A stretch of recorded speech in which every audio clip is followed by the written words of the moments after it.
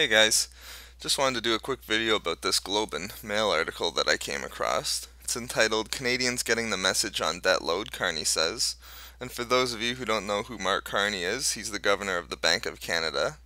And even though I recognize that this article is a month old, it's still extremely relevant. And I should mention before I start that I've had a keen interest in economic issues since about 2007, where I came across the Ron Paul campaign and his criticisms of American monetary and fiscal policy. Since then, I've become interested in things like banking policy, monetary policy, interest rates, Austrian economics, and it even led me to do a master's degree in economic history. But reading articles like this is pretty frustrating at points.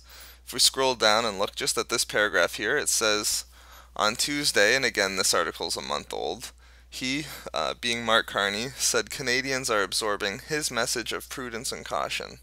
The annual growth of household debt, now 153% of disposable income, has slowed in the past 2 years to around 4% from almost 10%.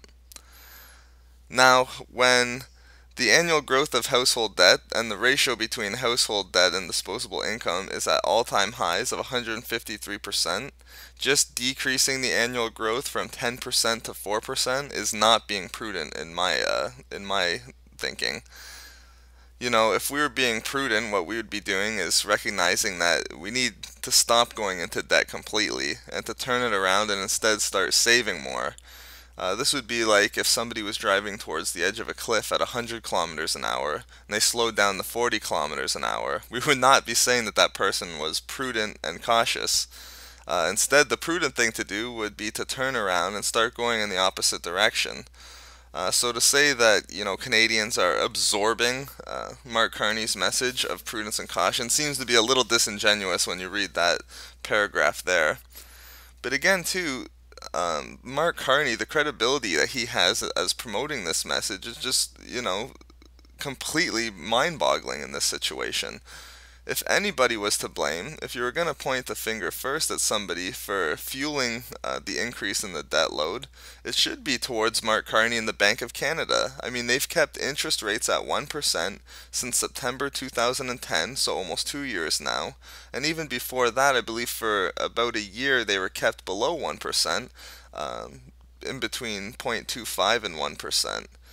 So again, what that does is it incentivizes people to go into debt, to take on more loans, and to fuel current consumption by making purchases with money that they don't have. Because who's going to save at 1%? Who's going to put their money in the bank to earn less than 1% on their savings? What they're going to do is it's going to affect human action. They're going to do the best thing that they can do, which would be to purchase and to go in to purchase things like houses, cars at such low interest rates.